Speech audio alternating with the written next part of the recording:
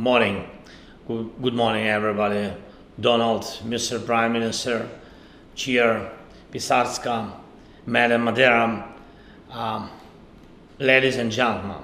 Thank you for your attention to Ukraine, and thank you for understanding that the challenges our nations face are shared ones. They can only be overcome together.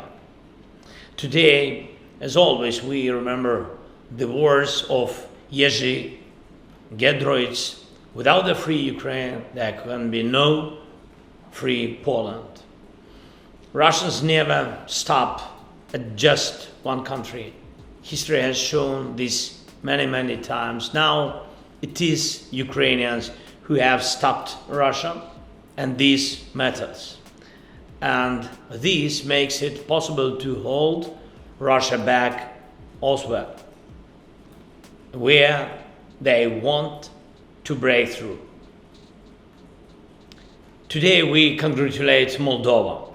In the elections, the idea of Europe won, the idea of normal and stable national development.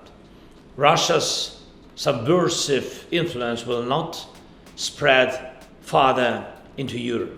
And I spoke today in the morning with Maya Sandu. I congratulated her. Russia failed to destabilize Moldova, even after spending huge resources to undermine it and to corrupt whoever they could. What matters is that this election victory happened without decoupling. Ukraine was absolutely right about this, and I thank Poland, first of all, for its support. It's important too that a former oligarch who kept that country and our whole region in the shadows of dirty schemes was finally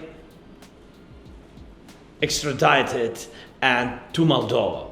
This act of justice and European cooperation matters not only for Moldova but for everyone in Europe, because anyone who works against their own nation must one day be held accountable. This applies to everyone who chooses war and sides with Russia, from oligarchs and politicians to any other collaborators with Moscow. And we can see how different this is from Georgia. Today, Georgia is in many ways lost to Europe. Maybe one day it will return. But for that, Europe must not close its eyes to what is happening there and in Belarus. Every gain for Russia in our region is always a loss for Europe. That is why we cannot afford to lose a single day or a single country. After Moldova's elections, we must keep supporting Moldova. After elections, the hardest task is to meet voters' expectations. Europe can and must help Moldova with this for our common interests. Of course, today in Europe, the focus is on immediate threats, and they are serious. But we must not forget the long-term political goals. And regarding the most urgent threat today, this is something faced by many countries, not only Poland, not only the eastern flank, but also northern Europe, and it could affect others too. The response must be joint, fast, and leave no opportunities unused. We are ready to share our know-how and expertise, and our military can provide help. The drone wave against Poland on the night of September 10 was a test not only for Poland but for all NATO. Russian jets violated Estonia's airspace, and the new drone incidents in northern Europe are another test for NATO as a whole. Russia is testing how far it can go. It wants to shift attention away from the brutal war it countries against Ukraine. Then come the voices asking if Ukraine gets too much support, or if Russia would come down with less attention to Ukraine. These are false voices. Almost all security threats in Europe today come from Russia's destructive actions, from the war Putin refuses to end.